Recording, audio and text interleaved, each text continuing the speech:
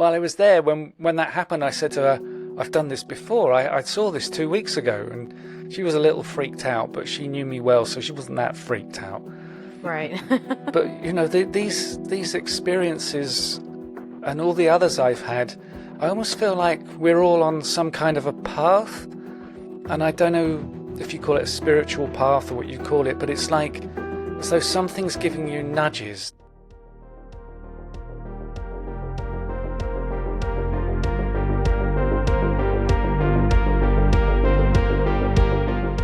Generation X Paranormal.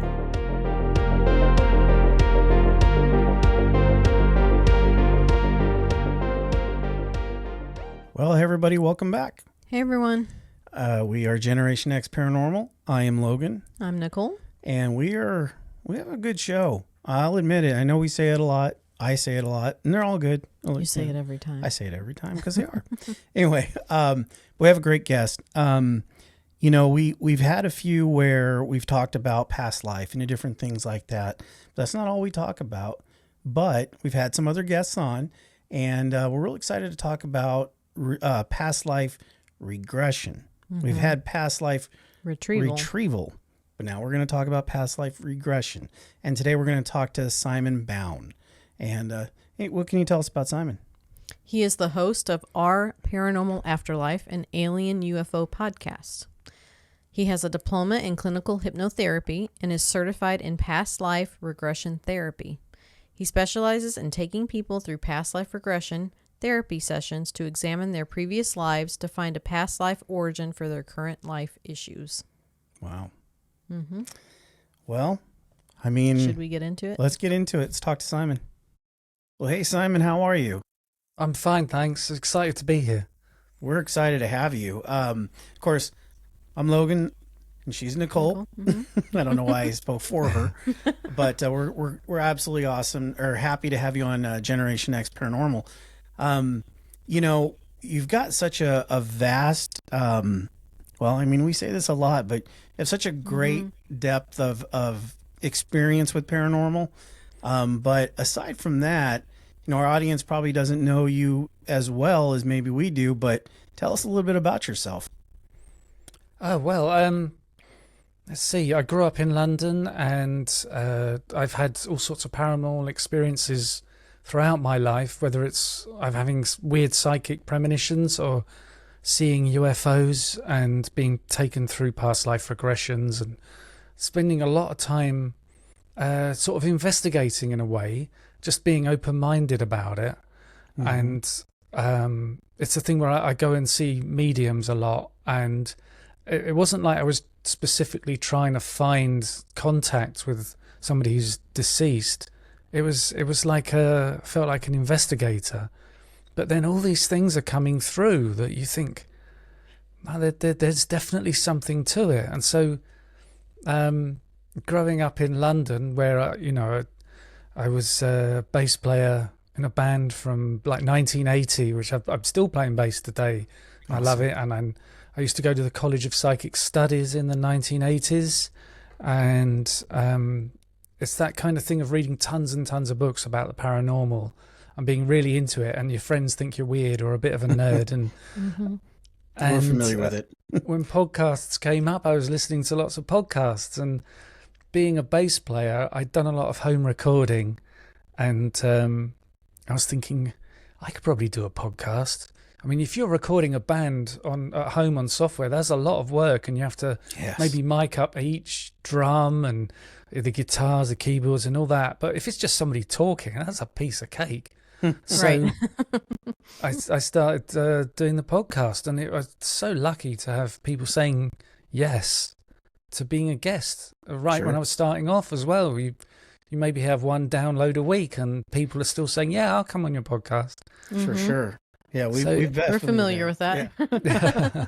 Yeah, we definitely started in the one download per week per week zone ourselves. It's funny you mentioned you play bass. I play a little guitar, at least I did in the past, but you know, it's I will say that doing podcast is, for me, for some reason, it's definitely a lot more work because I don't know, I feel like my guitar I could just kind of hide behind a little bit, but You stick this mic in front of me and it's like, yeah, there's no hiding now. So, Yeah. you know, but no, that's awesome. So, you know, you kind of talked a little bit about, you know, growing up in London and some of these experiences, but what would you think was your first experience that really rocked you to your core, like your first real paranormal experience? I don't know. You know, the little weird things happened when I was a kid. And when I was so small, well, maybe 5 or 6. And I remember waking up in the middle of the night and hearing a dog growling in my bedroom. And we didn't have a dog. And I was hiding underneath, you know, the sheets. Yeah. And as I remember it, maybe it was like 3 or 4 hours, I was awake, hiding underneath the sheets and waiting for the sun to come up. So as a kid of that age, hearing that in the bedroom, that really freaked me out. Yeah. But I suppose it would freak me out now, actually. Yeah, If I you- was Yeah. just thinking that. I'm like young or old. I think that'd freak Yeah, out not if there kidding. wasn't a dog in the home. Yeah. And I just had a fascination with paranormal, and I was getting books out of the local public library when I was 10 years old, and I was reading everything, whether it was about ghosts or Bigfoot or UFOs and haunted houses and things. I had experiences of seeing things that would come true later, sort of psychic flashes. I had no control over it, and it was useless stuff. You know, you never get the lottery numbers. It's Only if. like, well, it'd be a thing like maybe in my mind's eye, I'd see a bit of paper and it had colours, stripes going down it, and there was pink and blue, and there was all this print on it, and it was thinking, well, that's weird. And it was when I had my first car and I put it in the garage, it needed repairs, and when it came back, they gave me the bill, and that was the bit of paper with all the print on it and the different colours. Wow. And Wow. one that really stood out, I was back in, I'm so old now, maybe 30, 40 years ago. A friend of mine was living in New Zealand and they were getting married. And I said, well, I would go to the wedding. And they said, don't worry about getting a fancy present. Just get some piece of tourist rubbish from the centre of London. And I went up to the centre of town 2 weeks before I was flying out, and I bought them this tea towel with the London Underground map on it. And I was walking through this part of London called Soho, and I had this sudden vision. I don't know where it came from. It was 30 seconds of time where I saw myself sitting next to my friend in her car. She was driving us through suburban Christchurch. We were having a conversation, and I was looking at the houses, and it was weird, and it was very strong. 2 weeks later, I'm in New Zealand, and it happens exactly as I saw it in that vision. It was the same conversation. She was wearing the same clothes. And suburban Christchurch has a particular look to it because it's an earthquake area, and the way they build the houses and the wood they use, and they would paint them pastel colours. And I even remember the road signs. I saw the names of the road in this vision, and they were correct. And that was like a 30-second amount of time. It wasn't a deja vu, which, you know, can be just a quick split second or a second long. This was 30 seconds. And while I was there, when that happened, I said to her, I've done this before. I saw this 2 weeks ago. And she was a little freaked out, but she knew me well, so she wasn't that freaked out. Right. But, you know, these experiences and all the others I've had, I almost feel like we're all on some kind of a path. And I don't know if you call it a spiritual path or what you call it, but it's like as though something's giving you nudges. These little things aren't happening randomly. It's like something's giving it to you, and it's to nudge you along a path. And I wonder if getting to the point where I am now as a podcaster was the whole aim, and this thing of being a musician was just to get me to learn how to use recording software for when I become a podcaster. But, you know, when I saw the UFO, and when I had went through the first past life regression, that was really powerful. And so lots of things. So your question was, which one was the most powerful? There's all these little ones that I kind of see them as a spiritual kick up the arse. They're moving you forward a step. And some people they'll have a near-death experience, and that's a massive kick, and that Yes, it can is. really change their lives. Yeah. Yeah, it's funny you mention kind of the things that set you in motion to having a Yeah. podcast, because it resonates. Totally agree with you. Yeah, it resonates really well with us. Especially, having been like I said, a guitar player and being in media before, and then having some experiences, I should say, that I've had. It absolutely, let's just say it parallels your journey a bit, it's interesting because we find that happens a lot, Most people. Yeah, most people, as you know, having a show as yourself, that there are so many similarities and things that a lot of people have witnessed or been a part of, at least in paranormal, I guess the paranormal realm, for lack of better words. Yeah. I mean, there's so many similarities. So no, I appreciate that. That's exactly what I was looking for an answer, and then some. So no, that's really good. Yeah. So as we mentioned at the beginning, we know there's quite a bit to talk to you about. One of the things that we always find interesting, we've talked to a few other people about this, mainly, and I don't know if you're familiar with this term, but we spoke with someone who did past life recall. Retrieval. Or retrieval. That's right. See, even I messed that up. But I think I'd like to really kind of reach into your knowledge with past life regression therapy. What is it? I guess what is the therapy, or how is it done, and kind of get into the little bit of the 30,000 foot view, as they say, of that. Well, yeah. So you take people into the hypnosis with the hypnotic induction, and the way I do it, there's a point during the induction, and that's the hypnotic talk where you talk through relaxation and visualization. But there's a point where you ask the spirit guides to come and join us, and it's your spirit guides that know all of your past lives and your higher self. And so we would say to the spirit guides, please show us the past life that would be most beneficial today. Or if there's something, say somebody gets really terrible anxiety and they've had it their whole lives, and it's almost they get this feeling, I don't know where this is coming from. There's no reason I should feel so anxious in this situation or whatever. So we might say, our spirit guides, please take us to the past life that is the origin point of this issue. Take us to when this has started. And so there's different ways of taking people into a past life. There's one way you could say, okay, you're standing at a door now, and when you open the door and step through it, you're stepping through into a past life. And so you describe everything up to that point for them, and then when they step through, you don't describe anything. You've got to use open questions, and they have to be basic. And there's techniques to move people through past lives, where these past life scenes tend to naturally come to an end in a way. And so I might say to them, okay, just allow yourself to move now to the next relevant memory.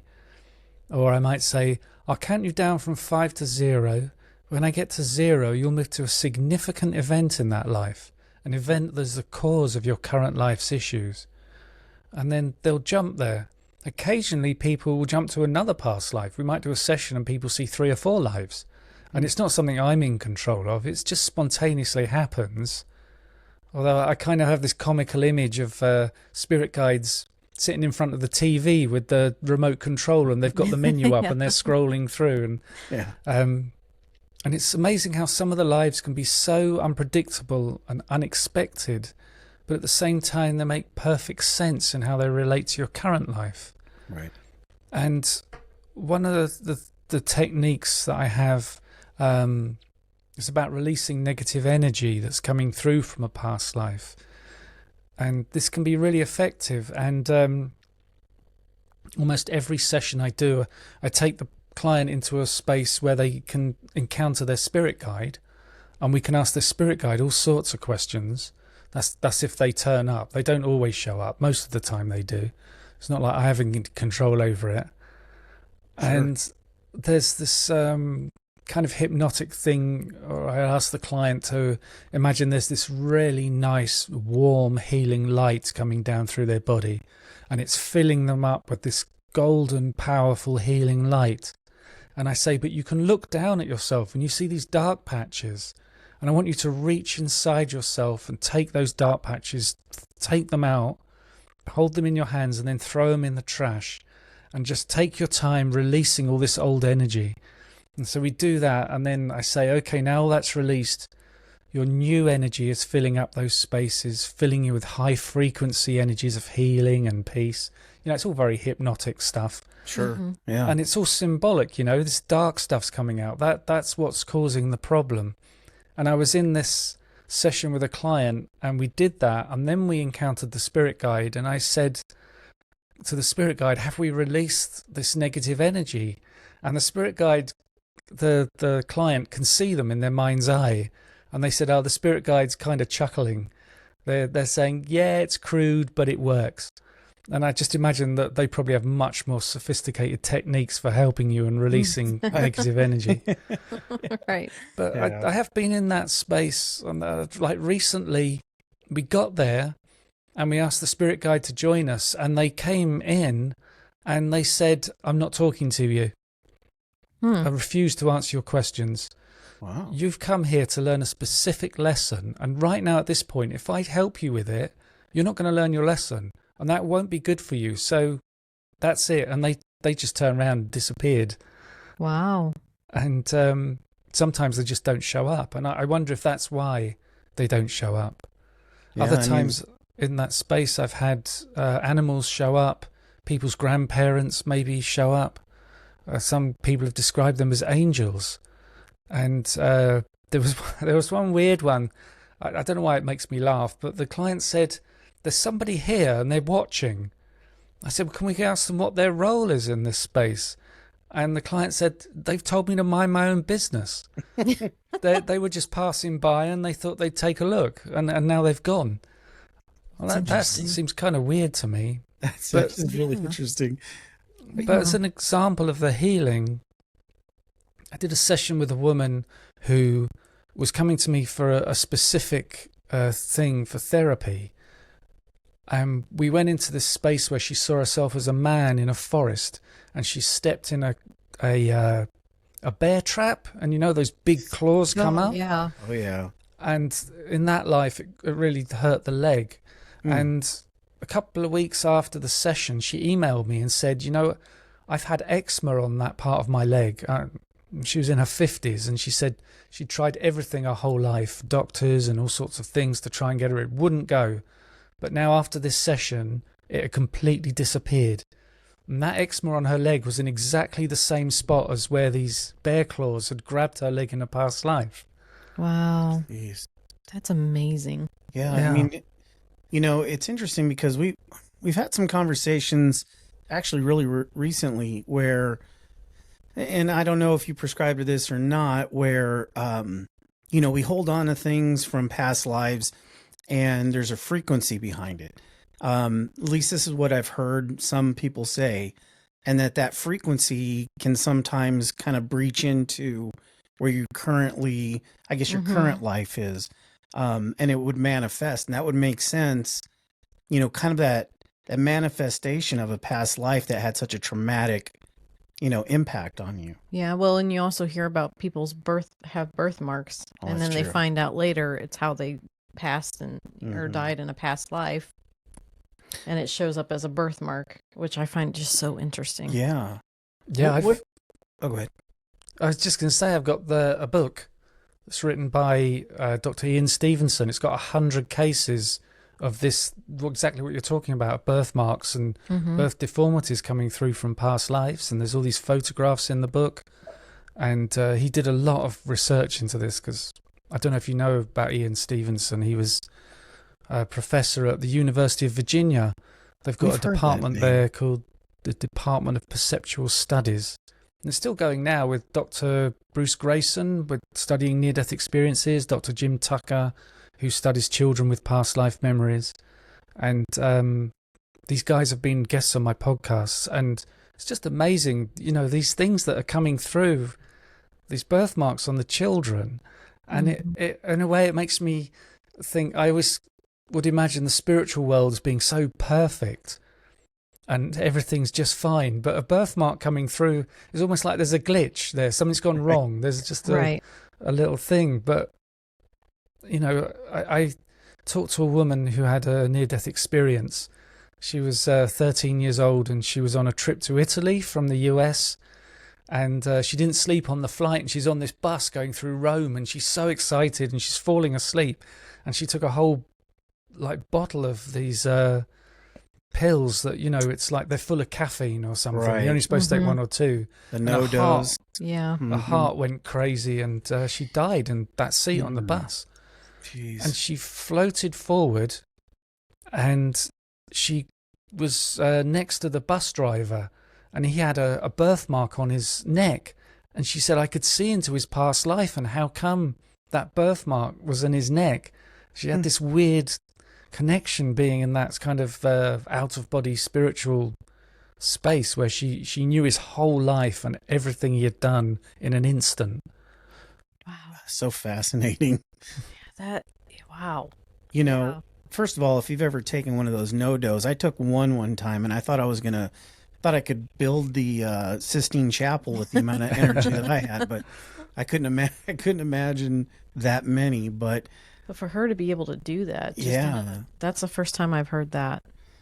You know, it kind of makes me wonder, you know, with all these, with going in a past life, and if you have these birthmarks, it really kind of makes me think of, you know, it's almost like mapping humanity in a way.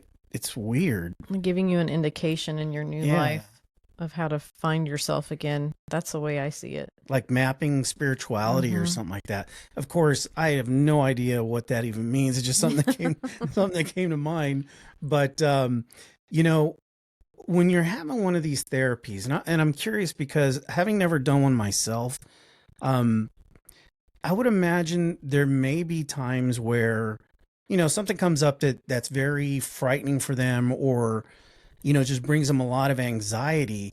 You know, what do you do in that sense? Is there, because I picture you kind of as like a guide through it. What advice or how do you help them kind of move past that? Well, there's different ideas of how you should handle it.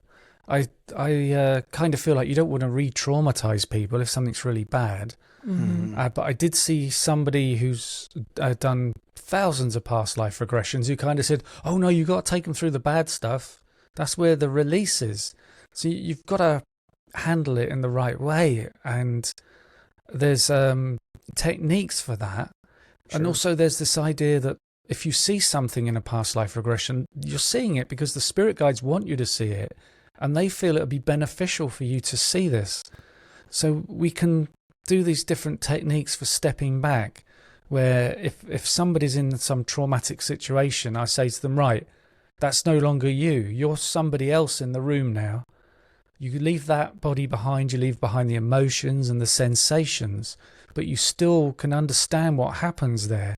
And so that can help them. But if it's still too much, you can say, now you're outside the room, and there's this big, heavy locked door that's protecting you. But there's this little window in the door, and you can see through what's happening in that room. But if we really want to take them away from it, part of the hypnotic induction is I described this really nice garden for them, and it's all the flowers and the grass and the trees and the wonderful blue sky. And I can say, right, go back to the garden. You're completely removed from that situation now. But also when you're doing therapy sessions and you're doing a number of them, what you can do is make it more intense. So the first one, there's understanding there and that, and the next one, and you do one and you think, well, I know how it feels now, I know how it works, we can get into it more. And then the third one, you might be saying to the people, okay, I'm going to count you down from 5 to 0, and when you get to 0, you're going to go to the worst time. You're going to go to that time where you were really affected by this. And sometimes it seems like the spirit guides just want to get there straight away, the worst time. I had a session with a lady, and we got out of this situation quite quickly. I said, right, step into the past life. What are you doing? She said, I'm watching the naked women and children walk into the gas chamber. Oh, gosh. And I said to her, but what are you wearing? She said, well, I'm a man. I'm wearing a German uniform. And we didn't stay there very long. And you wonder why the spirit guide's showing you this. And I said, well, we're going to move away from there now. We'll go to another point in that life, go to the next relevant memory. And she went to a whole other life. So we saw that maybe 15, 20 seconds. That was shown to her for a reason, but I don't know why. Yeah. Man. I don't know how I could like come back from that and know that I was that person. That'd be very difficult. I think that's my hesitation in ever doing something like that, just because, I don't know. Yeah, I agree. And, you know, the reason I bring that up is that I having been through therapy for other reasons, not just, you know, anyway, traditional therapy type things, you're already extremely vulnerable. You're putting yourself in a position where not only are you, most of the time you're speaking with someone that you very really don't know. Boy, that was great English, that you really don't know. And so you're already in that vulnerability, but then, you know, just like with mental health therapy, you know, you start going through some of that, and that's extremely vulnerable. So thinking about it from like, kind of like what you're saying with past life regression, not only do you compound on that, but it's like, you know, talk about vulnerable. You know, you're exposed to your core, not only in this life, but now potentially however many lives you've had. Yeah, and I one of the things I think about is because I do all this on Zoom, Right. and so for some people, you know, if you go into an office with a hypnotist you've never met before, and you've never been hypnotized before, and they say, right, sit in this chair, and I'm going to hypnotize you. So a lot of people feel like that's not the most relaxing place to be, because you know, hypnotism can have this reputation that the hypnotist can take total control of you, and while you're hypnotized, you won't remember anything that happens. And that's not what hypnosis is. So if you're doing it on Zoom, you're in your own space. You know, you could cut the call anytime you want. And also, being hypnotized is just very, very relaxing. And it's a state of relaxation.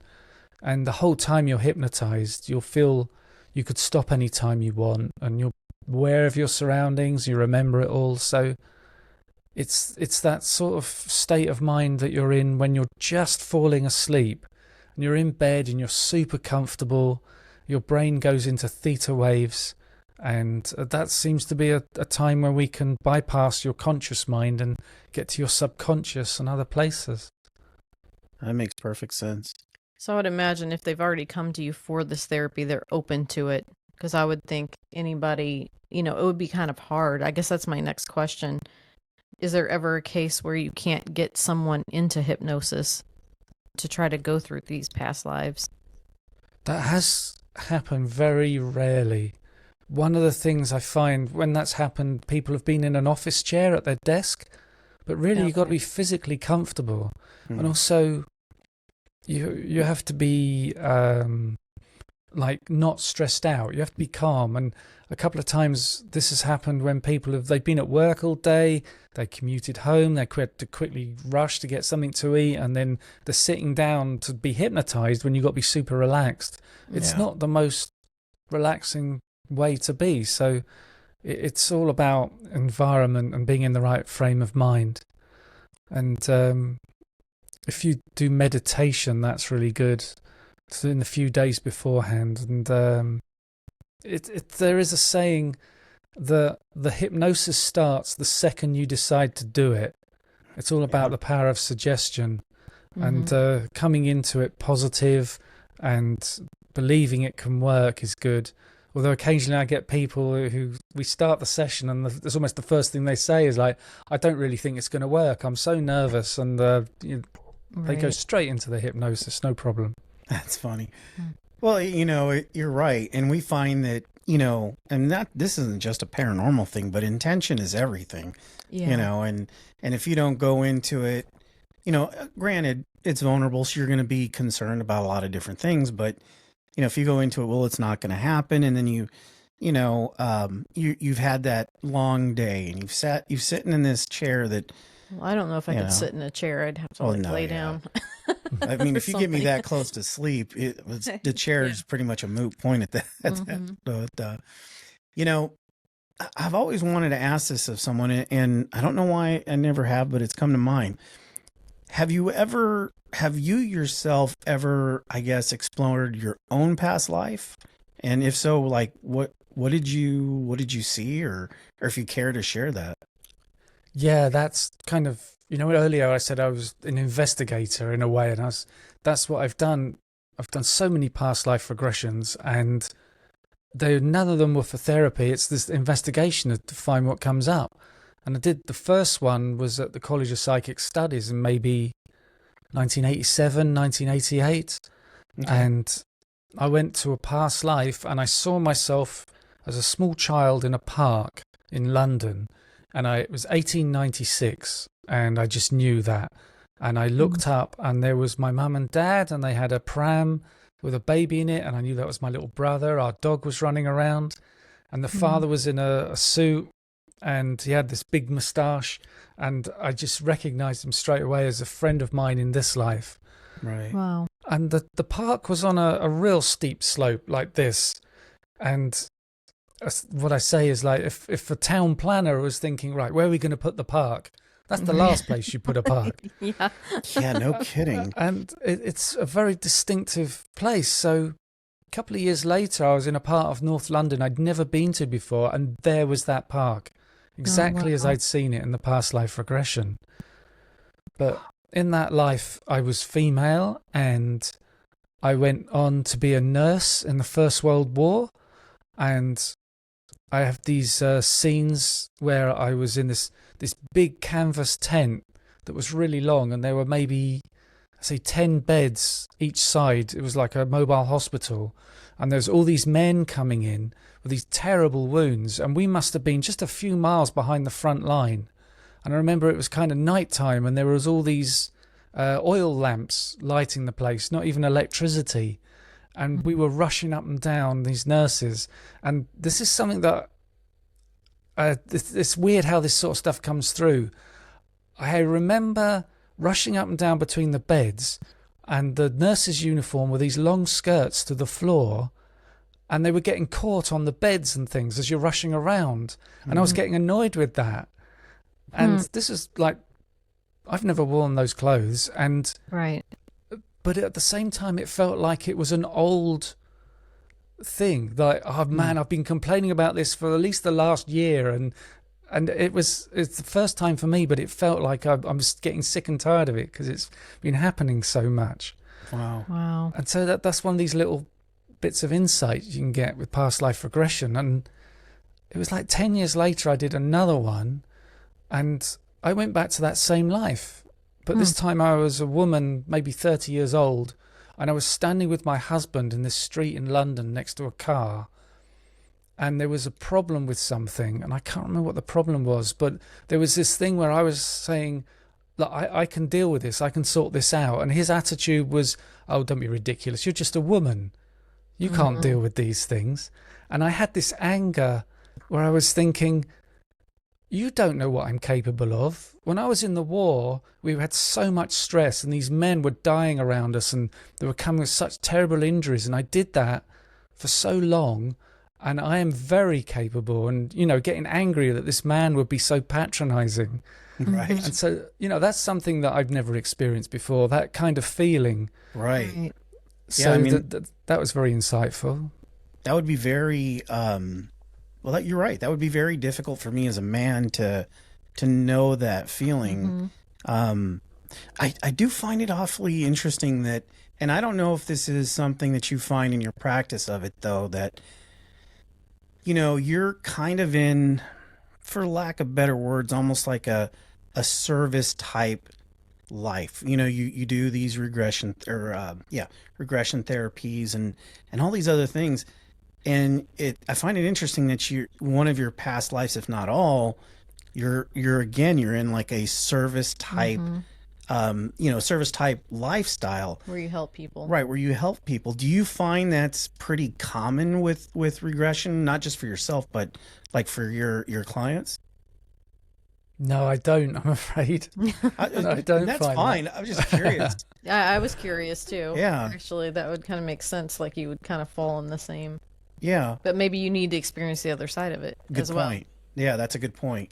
I mean, I've also heard that if you're an a-hole in one life, you're probably an a-hole in the other. But Well, no, that's why you got to learn from it. right, that's Yeah. right. Sorry if that's a little crass, but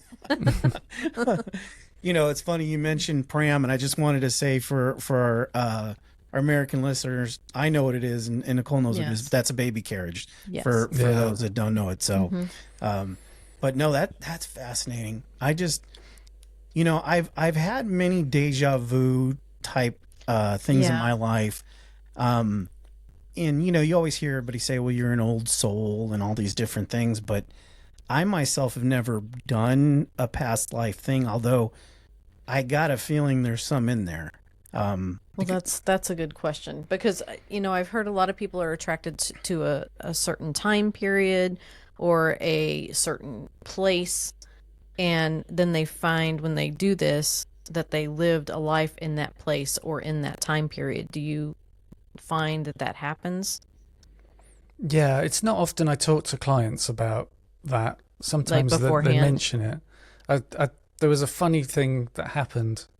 If it's funny, there was this guy who did a session with me, and he was talking before we started the hypnosis about how he plays this video game. He's an American guy. He goes online with all these other guys, and they're flying World War II fighter planes. And so they're online. They all get a squadron together, and then all these other guys, he said all the Brits, they're in the RAF. Okay. And they've got this rule: if you're not British, you have to be in one of the German planes for some reason. And he said they all get up and they have this dogfight, and they're he's really into this Second World War fighter plane stuff. And I said, wouldn't it be funny if you went to a past life where you were a fighter pilot in the Second World War? And then that's exactly what happened.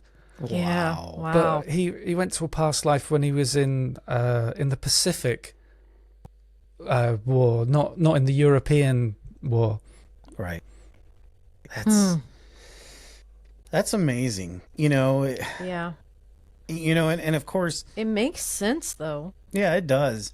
You talking about the fighter pilot, it just makes me think of the kid that that the really famous kid, the reincarnation. I'm sure you've heard of that too, where he was in the war and he was a pilot, and he even knows where he was shot down. Well, and the parents ended up finding the guy that actually he reincarnated from. Right. Yeah. That's right. Yeah. I find that's just fascinating. Well, that's what makes me think. I love medieval, like the She medieval does. time period. I watch everything on it. I learn like history. I'm very into that. That's what makes me think that possibly one of my past lives, Yeah. because I'm a little bit way too into it than is normal. We've watched Lord of the Rings a lot, Yeah. which is fine because it's amazing. And I'm the polar opposite. I'm into technology and everything. So, as a married couple, it works out just fine. I like history. For sure. So kind of, I guess maybe pivoting a little bit on past life. Did you have anything? So I know, we talked a little bit before we got started about ufology. And I know that you're pretty involved in that. And that just happens to be a pretty passionate part of what we do too. And I know it's a pretty big button hook from what what we started talking about, but what is, I guess for lack of better words, there's been so much, at least especially in the US, and I'm sure it's the same in the UK and abroad, there's been so much that's happened within a very short amount of time, as far as, especially with the US government saying, okay, at this particular point, we can say they're out there, but we can't tell you where they're from, or we don't know where they're from. And then some even go as far as to say they're not extraterrestrial, which I don't know how they would know that. But do you find that, or do you feel, at least we do anyway, and I know I do, that things are just sort of building up kind of to a tipping point? Or do you feel like it's kind of always been there, but now it's just becoming much more mainstream. Well, there's the recent stuff in the it was the New York Times, wasn't it, 2017, and there was the videos were released and the fighter pilots were talking about it, and then recently David Grush has come forward and they had the congressional hearing, and I think they had one in private as well, didn't they, where he could talk more about classified stuff. And I saw the congressmen and congresswomen coming out of that and talking to the camera, and one of the women said that she said it looks like these extraterrestrials are interdimensional. They're not coming from other planets, which is how I kind of look at it. But I wonder if there is a kind of disclosure happening that the ETs are in control of. And it's not that they're they've got the president on the phone and they're saying, hey, you do as you're told. We're going with our timeline. Right. They're doing it all themselves. And that their timeline may be across 200 years or 500 years. And it's a very slow bleed into society. And I think there's a lot of people in the West, if the governments came out and said, yeah, ETs are here, we've got contact, a lot of people would say, yeah, so what else is new? We know that. Right. Well, there wasn't even really here in the U.S. when that came out. You would expect that there had been like a huge uproar, right? No. Nothing. It was just like glazed over. We had a bunch of other garbage in the news at that time. True. But I think like most people were like, yeah, we already knew that. Like, wasn't a big thing. Yeah, I agree with that. Don't you agree? I do. I feel like that's all it was. But it's interesting you say that, Simon, because sometimes I think that not only do I think that, first of all, if they've got here, I tell you, my English is on point today.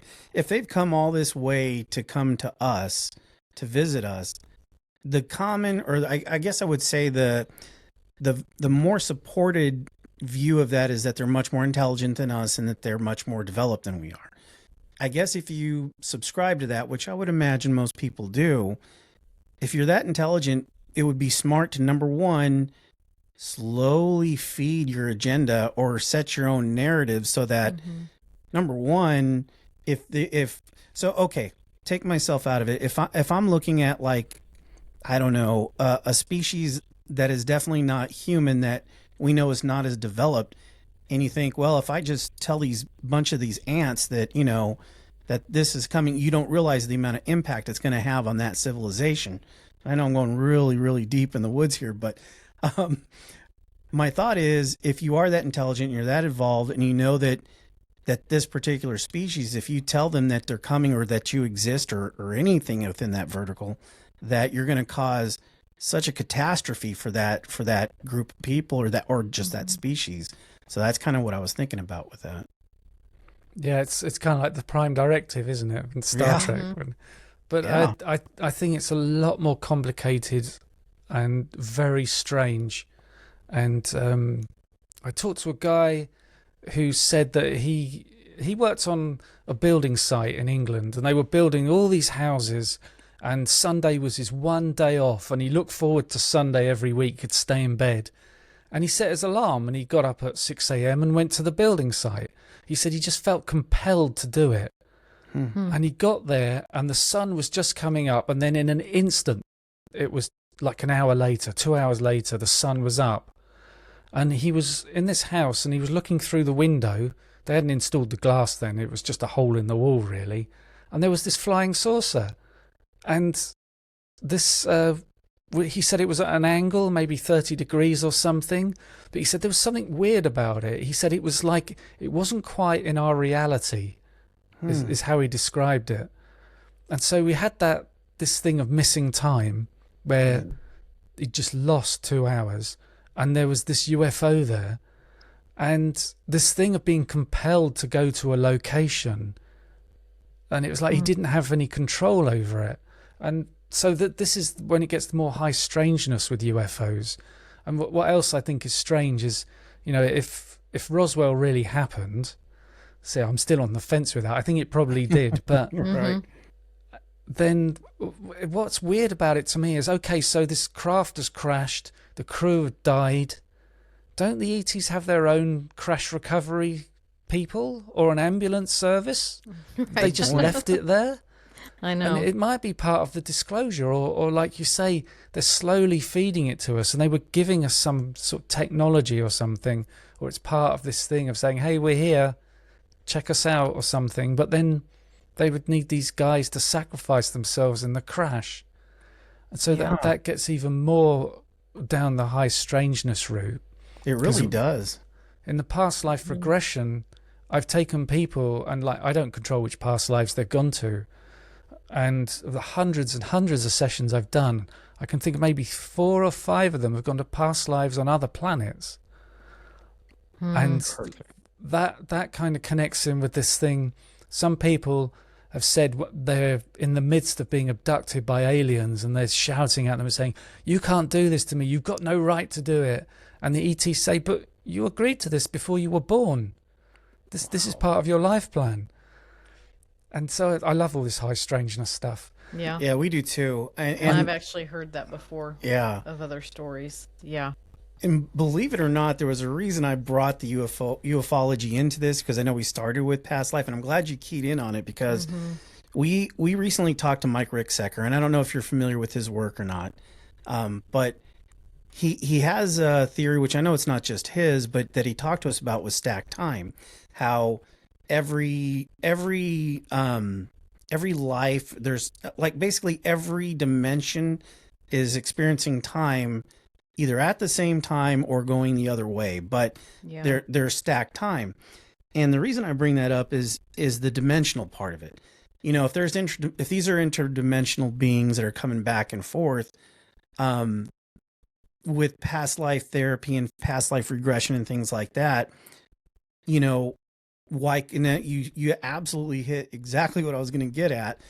Would a past life person, if you would think that they were able to go to other planets or other, you know, anywhere within the universe, had you experienced that? And of course, you say that you have. I find that, first of all, wow, because that kind of blows my mind. But what is, I guess, being somebody who's trying to guide somebody like that, what do you do at that point? Because obviously it'd be very difficult for me to guide somebody through something. And of course, you're much more suited to do it, but to be like, okay, you're here for a past life regression, and we have just completely, you know, gone a completely different tangent. I mean, what do you do in that sense? It's the same sort of guidance, really, because the guidance you use is so basic in a way. Use of saying, okay, what happens next? Okay, let's just allow this to move forward. What's the next thing that happens? And how do you feel about that? And is there anything about the way you feel here as the way you feel in this life? Can you see that this is bleeding through from the past life? There was one with a couple of short ones. This woman, she said, right, I've entered the past life. I'm in a desert and it's very arid. I said, okay, can you look down at yourself? Can you see what you're wearing? And she was just silent. And I said, do you get an image of yourself? She said, well, I've got too many knees. I think I'm an alien. Wow. And we tried to move the scene forward and it just wouldn't. She was just stuck in that space. And there was another woman who said, I'm in a cave and I'm hiding and they're coming to get me. And she said, I don't think I'm a human. And I was like, well, who's coming to get you? She said, I can't really describe them. They sort of, I would say they're like rats, but they're not rats. They're 6 foot tall, they're intelligent, and they're after me, and I'm terrified and I'm hiding. And that was all we could get in that scene.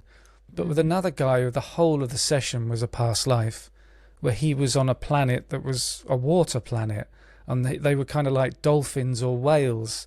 And there was this really huge part of their species, and there were a number of them around the planet, and they were all psychic, and these larger, older ones were kind of sending out, I don't know the best way to describe it, good vibes, so to speak. That's good. Yeah.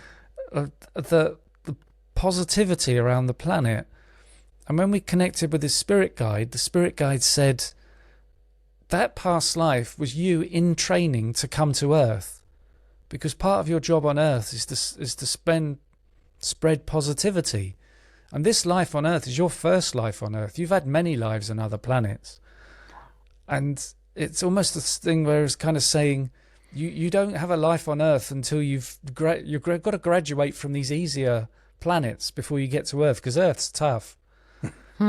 It's like if you die and you go into the afterlife and you meet your alien friends and they say, where were you? And you go, I had a life on Earth. They go, oh man, you're brave. That's absolutely true, because here on Earth, I look down, I don't have too many knees, I got too many chins. I don't know how that ended up happening as I got older. But there was another point in the past life regression where people are taken to what's called the Council of Elders. I don't know if you've heard of that. Yeah, that sounds super familiar. Yeah. You have your spirit guides, and then above them in the hierarchy is the Council of Elders. And this person went to the Council of Elders, and there was an alien, was one of the elders. And we asked this alien, have you had a life on Earth? And the alien's reaction was like, how dare you? I wouldn't lower myself to live on Earth. That's awesome. Why does that not surprise me? Anyway. No, that is incredibly fascinating. And you're right. High strangeness, kind of case in point, we sort of started this journey when we started this podcast because we were just trying to get an idea of all these different things that are going on. But I feel like the more and more that we do this, and the more people that we talk to, like yourself and anybody, first of all, we've had a lot of guests that I may not necessarily believe in everything they say, but most of the time I'm like, I take it in and try to make some kind of rational decision. And I think that there's so many things I think that are interwound. I think with especially, you take that whole paranormal umbrella, and I know it's part of our covers so many it covers so many things, but I find that, and I know a lot of people go, well, you started with regression therapy, you went to ufology and all these different things, but I think we've made a pretty good reason as to why they're intermingled. I think that there aren't so many silos out there when it comes to things that you don't readily see in front of you and things that you can immediately rationalize. I think there's a lot of interconnectivity between that. Well, and how many mediums have we spoke with that have said that, whether you want to call them aliens, extraterrestrials, are all around us all the time. Just we don't see them. Right. And we don't know it, but they're here all the time. Yeah. And that is an interesting concept to me.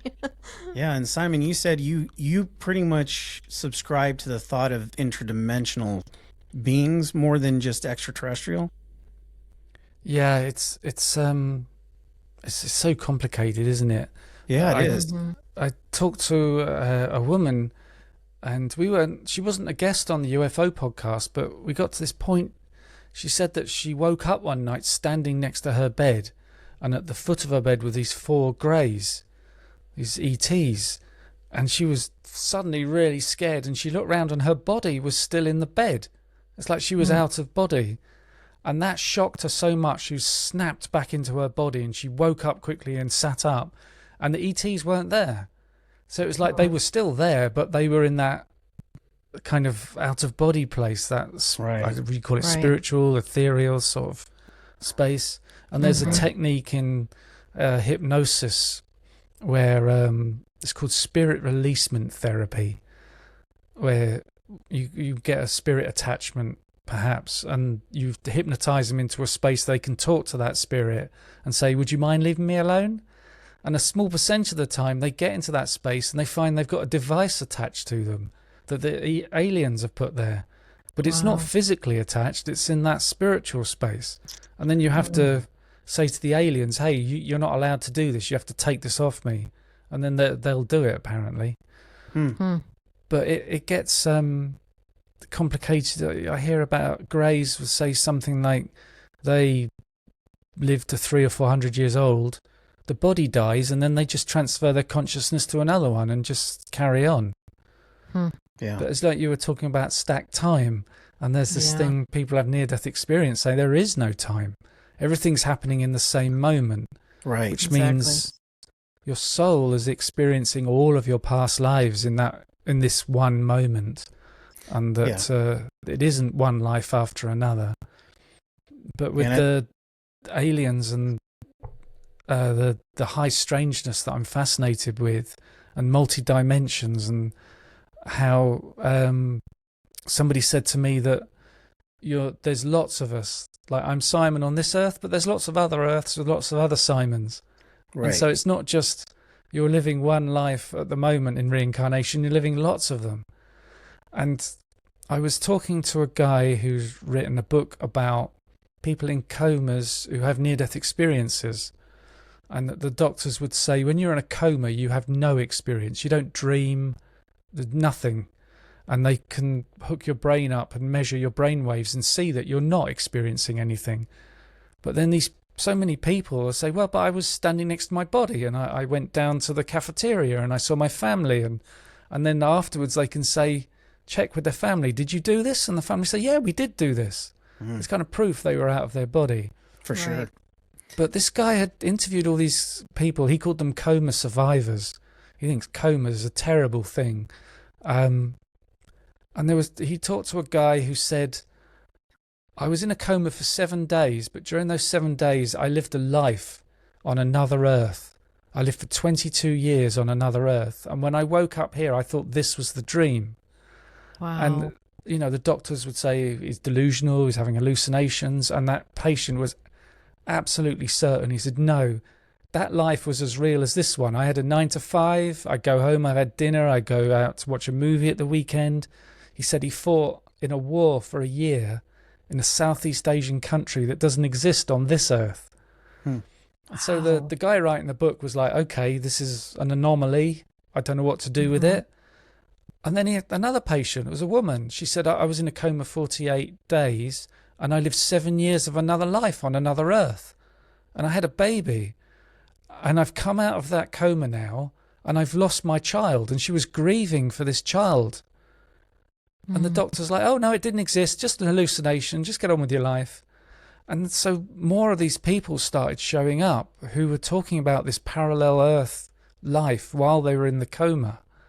And so that fascinates me. And I don't know what to think of it. You don't know whether to believe it or not. And you kind of put it in your grey area, don't you? You don't believe it, but you don't say, no, it definitely didn't happen. Because if lots of people say it, there's got to be something to it, hasn't there?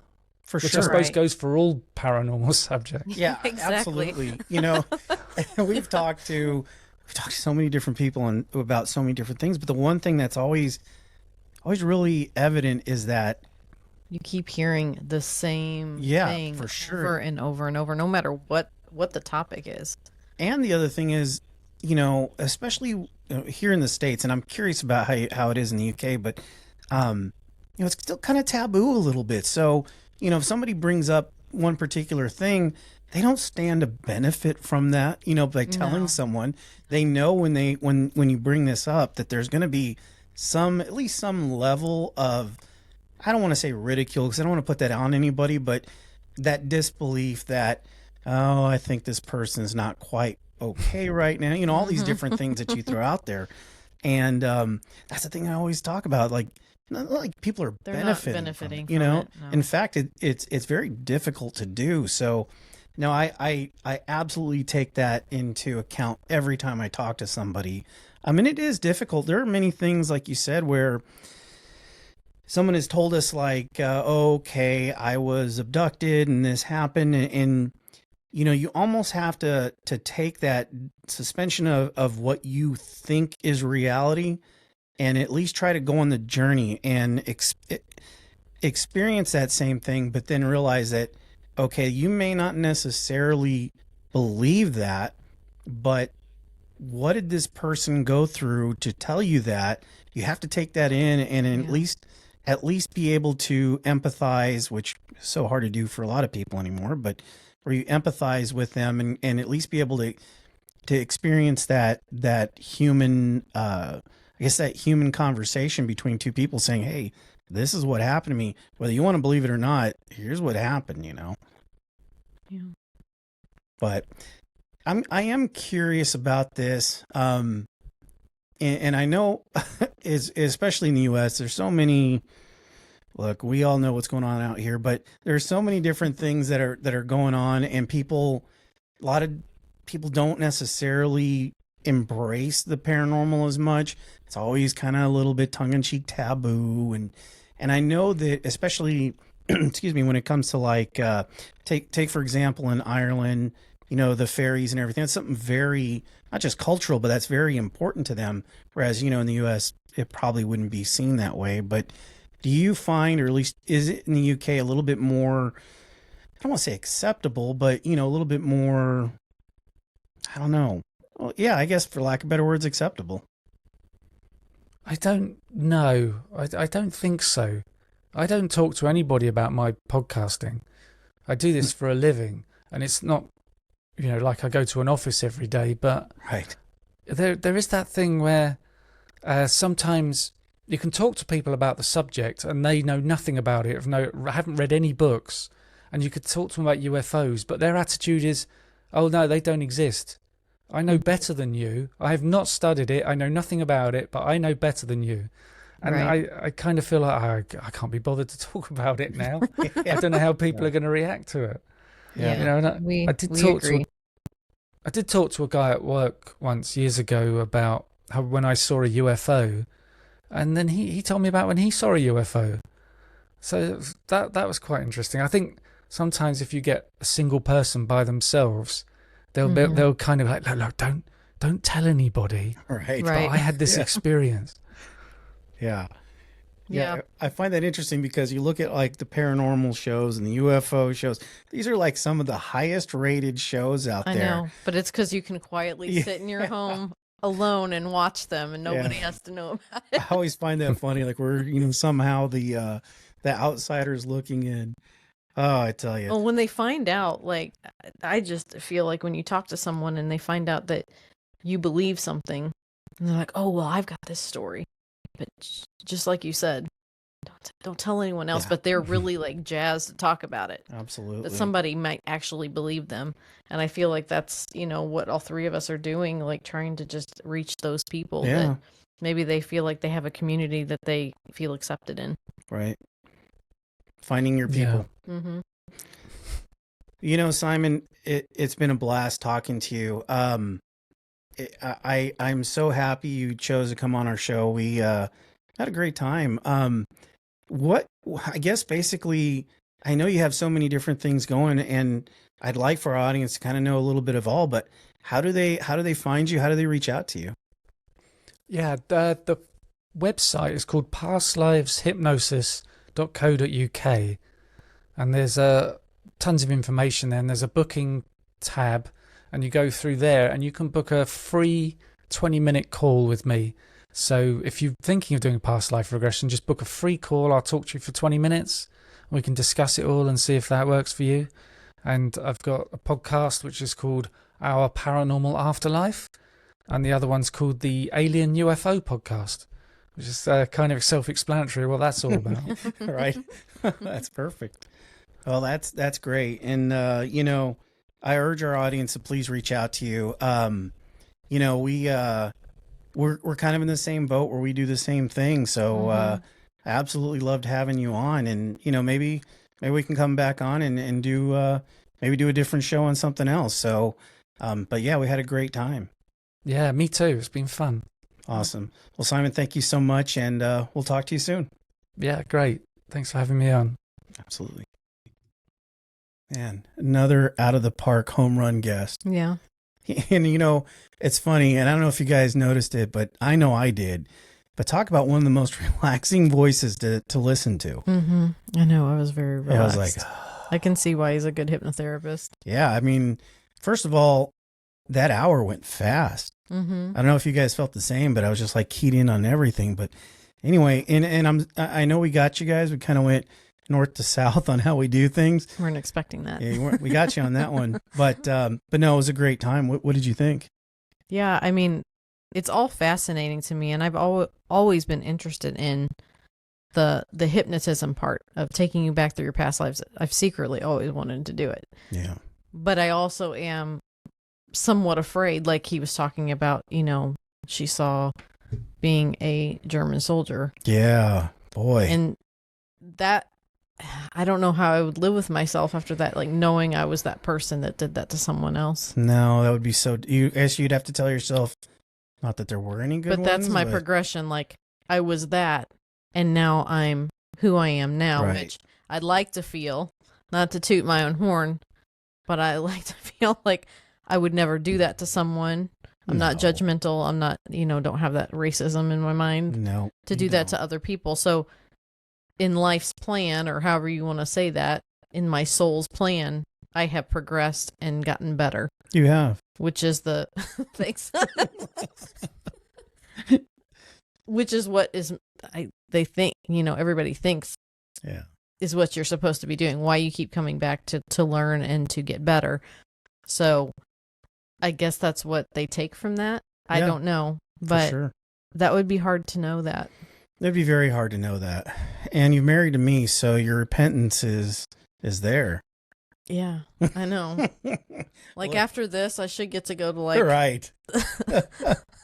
the land of honey rivers and Honey Rivers? yeah, cotton candy trees and Oh gosh, it's like Elf.